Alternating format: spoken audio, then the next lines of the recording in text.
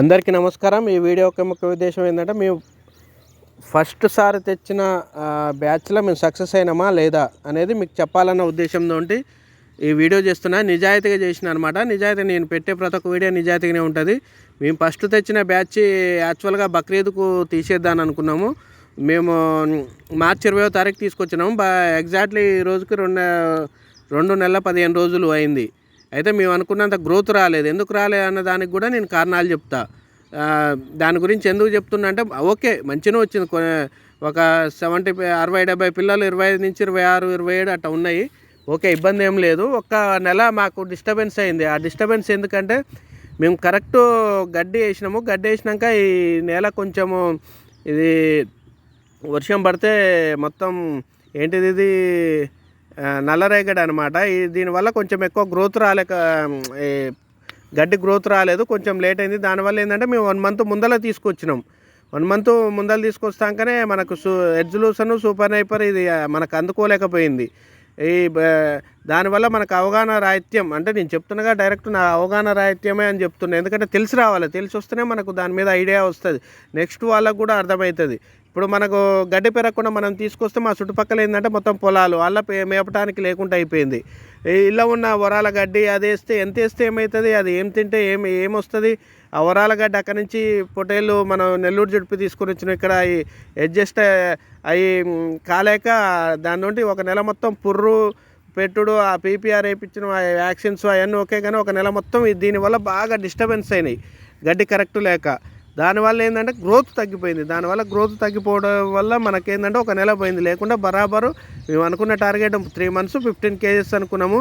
కానీ 1 month 1.5 ఒక నెల మీద 10 రోజుల దాకా పోయిందనమాట. దానివల్ల ఏంటంటే ఓకే, మేము అనుకున్న టార్గెట్ ఒక 10 kgs పెరిగినాయి.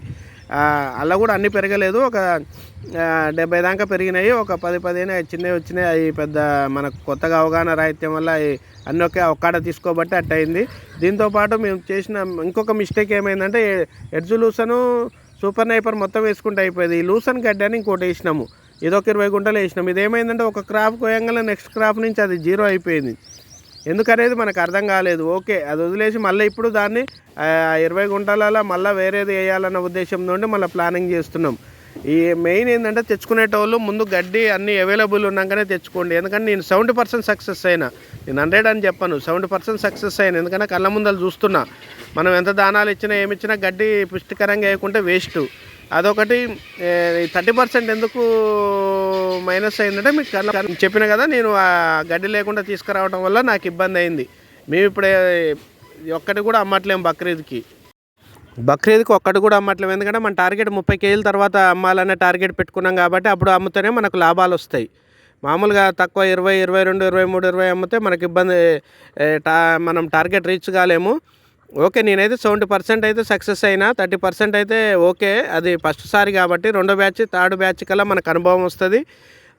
మనం 100% సక్సెస్ అయితే మొహమాటం ఏం లేదు. మీరు కూడా ఫామ్లకు రావాల్సిన వాళ్ళు ముందు గడ్డి అన్నీ చూసుకున్నాకనే రాండి. నాలాగా గడ్డి లేకుండా ముందే వచ్చి మళ్ళీ ఇబ్బందులు పడొద్దన్న ఉద్దేశంతో ఈ వీడియో చేస్తున్నా.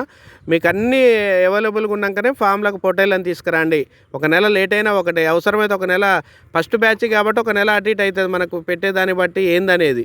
అది పెద్ద ఇబ్బంది ఏం లేదు. మనం ఒక 1 year వరకు కష్టపడి దీని మీద అవగాహన తెచ్చుకుంటే నెక్స్ట్ ఇయర్ నుంచి మనకు ఆటోమేటిక్గా లాభాలు వస్తాయి.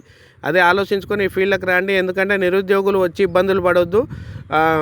నేను ఎలాగూ 70% సక్సెస్ అయినా, ఇంకో బ్యాచ్కి 100 అవుతా, 1 year లోపల 100 సక్సెస్ అవుతా. కావున అన్నీ ఆలోచించి ఈ ఫీల్డ్కి రండి. మీకు మంచి సక్సెస్ ఉంటుంది, మంచి భవిష్యత్తు ఉంటుంది. అన్నీ చేసుకోండి. ఎందుకంటే మీరు పండగలనే పెట్టుకోకండి, ఎప్పుడు అమ్మేటట్టు కూడా చూసుకోండి. అట్లా చూసుకుంటే ఏంటంటే మనకు రొటేషన్ అవుతుంటుంది. దానివల్ల మనకు కూడా ఒక పైసా కళ్ళ ముందర కనిపిస్తుంటుంది అనమాట. నేనేమో ఇక్కడ సంపాదించింది ఏం లేదు, గొప్ప చెప్పట్లేను, కానీ నా నిజాయితీ నీకు ఒరిజినల్గా చెప్తున్నాను అనమాట.